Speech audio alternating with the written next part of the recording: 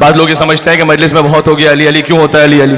جا کے سمجھاؤ امام زین العابدین علیہ السلام کو کہ وہ مقصد کچھ اور بیان کریں کربلا کا. کچھ نہیں بیان کیا امام نے. حضور مکرم خدا کی حمد و ثنا حضور مکرم پر درود و سلام اور پھر مولا علی بن ابی طالب علیہ السلام کے فضائل کا پورا اظہار ہے.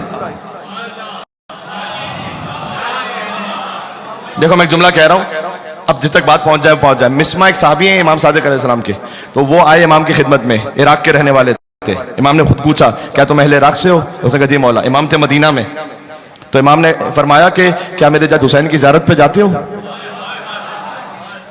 کیا بار بار جاتے ہو؟ مسمع نے کہا مولا کم جا پاتا ہوں, اس لیے کہ میں بصرہ کا رہنے والا ہوں, اور بصرہ میں اس وقت کئی دشمنان اہل بیت تھے, اور عباسی خلفاء کے کچھ جاسوس بھی تھے. کہا مولا وہ جاسوسی کر کے مجھے یہ خطرہ ہے کہ کہیں وہ میرے اہل و عیال کو, میرے گھر بار کو نقصان نہ پہنچائیں. بہرحال تقیہ بھی اپنے مقام پر. تو بولا میں کم. امام نے, اب وہ امام ہی کیا, کہ اگر کوئی مومن کسی مشکل میں ہے تو اس کا راستہ نہ بتلا دے امام. ہائے ہائے ہائے. تو امام علیہ السلام نے کہا کہ اچھا چلو بار بار زیارت پہ نہیں جا پاتے, تو کیا حسین کے ذکر کو سن کر گریہ کرتے ہو یا نہیں؟ اب ما تصنع بالحسین, کیا جو حسین پر ہوا تھا.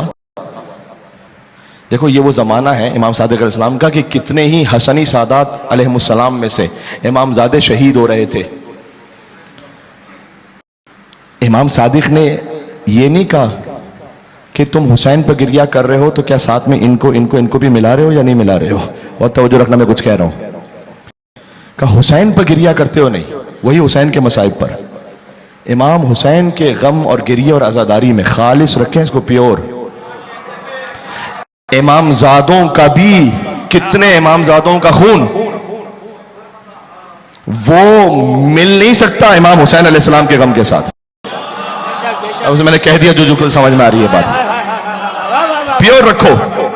علی ابن ابی طالب جو نا غیور ہے, اسے فقط حسین کی عزاداری چاہیے, حسین اس کے بچوں کی عزاداری چاہیے, کربلا والوں کی عزاداری چاہیے. کوئی ہوتا وہاں پہ پلٹ کے کہتا کہ مولا کربلا تو اتنے سالوں پہلے ہو گئی تھی, آج کے لیے کچھ کریں, جسے جو کرنا ہے وہ کرے, لیکن عزاداری اب عبداللہ حسین علیہ السلام میں. گاندھی سے نہ سیکھو امام حسین کے بارے میں, قائد اعظم سے پڑھو گے تو پھر ایسا ہی ہوگا. ٹھیک ہے جس نے جس حد میں کہا, گاندھی صاحب نے کہا, نیلسن منڈیلا نے کہا, تمہارے پاس قال الباقر و قال الصادق ہے, وہاں سے سیکھو امام حسین علیہ السلام کو. خالی امام حسین کوئی ریفارمر نہیں ہے کہ جس کی جو مرضی آئے گی اپنی سیاسی تحریک کے لیے امام حسین کو جوڑ دے گا.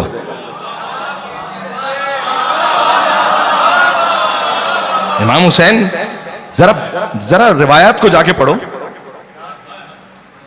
کہ امام حسین, اچھا زیارت عاشورہ امام تعلیم فرما رہے تھے, تعلیم کرتا امام باقر اور امام صادق ہے, تو گھسا دیتے زیارت عاشورہ میں بھی وقت کے یزیدوں کے کچھ نام.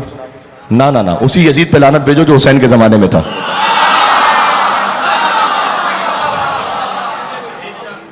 جو پیور ہے نا اسے خالص رکھو. باقی جس نے جس تحریک پر عمل کرنا وہ چلائے اپنے مقام پر, لیکن امام حسین کی عزاداری وہ جو ہمیں سکھلائی ہے. میں آپ یقین فرمائیے گا, بنی عباس کا میں ایک بات کانسیپٹ کلیئر کرنا چاہ رہا ہوں اپنے جوانوں کے لیے. بنی عباس آ رہے تھے, بنی امیہ کا ڈاؤن فال تھا, امام باقر امام صادق کا زمانہ. 132 ہجری میں بنی عباس کی حکومت قائم ہو گئی ہے.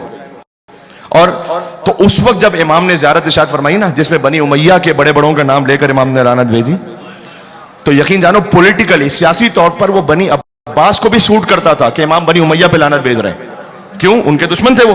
سمجھ رہے ہو بات یا نہیں, کیا کہنا چاہ رہا ہوں. پھر بھی امام نے کہا نہ کوئی بات نہیں, لعنت کسی پر ہوگی, اسی شمر پر, اسی ابن زیاد پر, اسی یزید پر. جب نئے نئے کردار بناؤ گے نا تو دین میں تحریفات شروع ہوں گی. بڑے اطمینان سے کہہ رہا ہوں میں, اور آج کوئی میرے سامنے مناظرہ کر لے آ کے. قال الباقر اور قال الصادق سے کرنا مناظرہ, اصول کافی سے کرنا, بحر الانوار سے کرنا, لا کے جیب کی کتاب سے کہیں لا کے نہ کرنا میرے سامنے. 2 جملے عربی کے پڑھنے آتے نہیں, ہمارے سامنے بولنا شروع کر دیتے.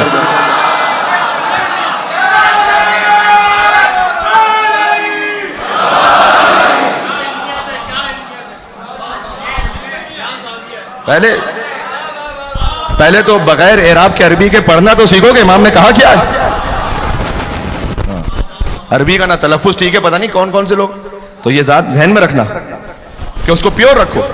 امام نے کہا تم حسین پر روتے ہو یا نہیں؟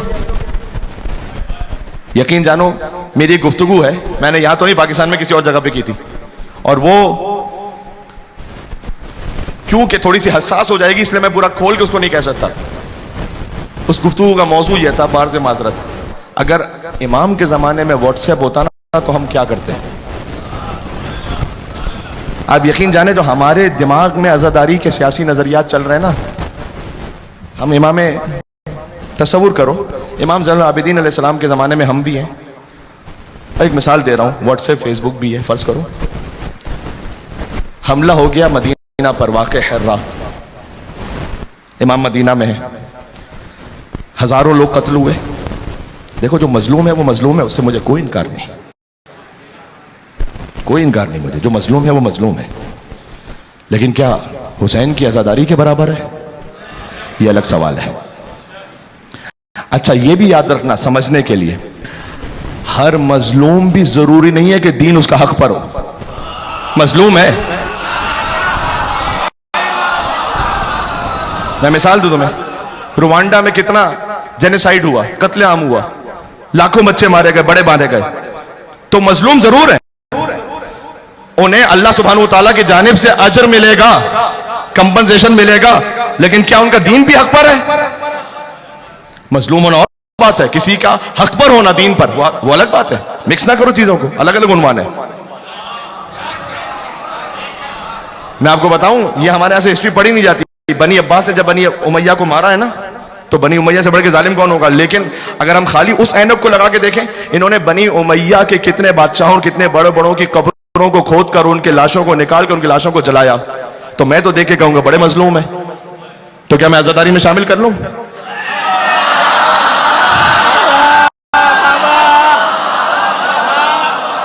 ذرا سمجھو.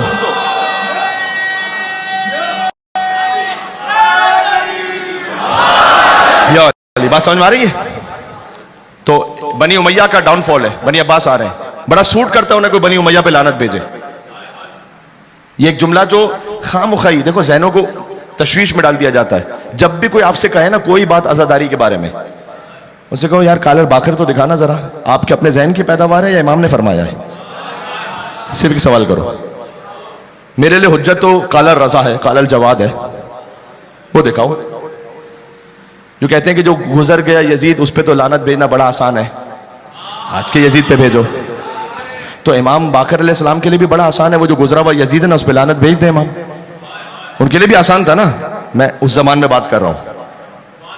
تو جو اس وقت کا یزید تھا اس پر لعنت بھیجنا مشکل تھا یا جو گزر گیا تھا؟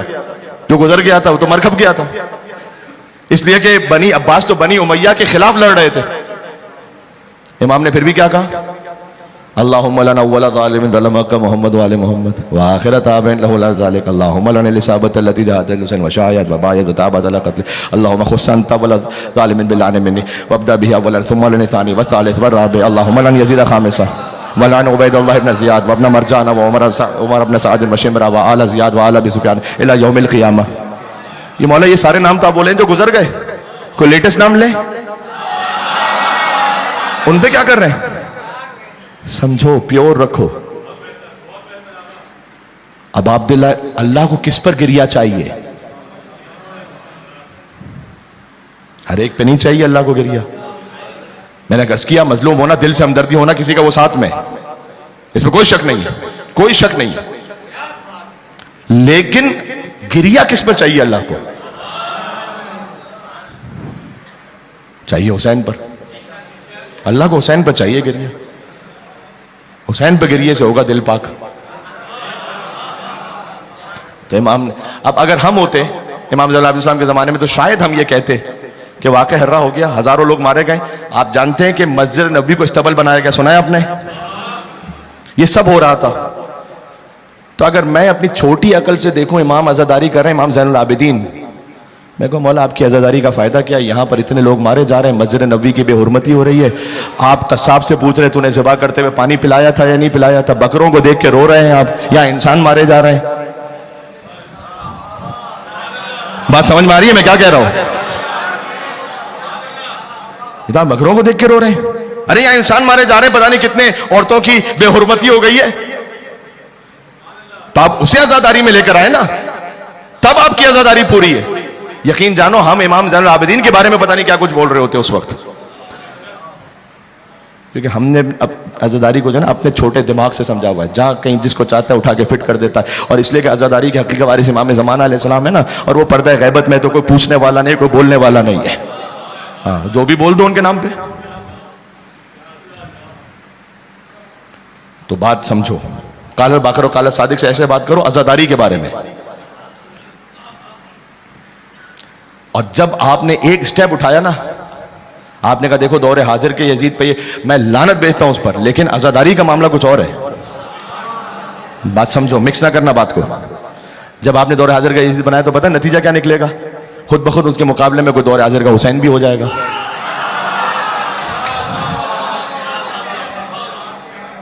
اس لیے جب آپ ایک سٹیپ ایک زاویے پہ غلط چلے نا, تو پھر اس کے بعد ایک کے بعد ایک کے بعد ایک کے بعد ایک معاملہ شروع ہو جائیں گے.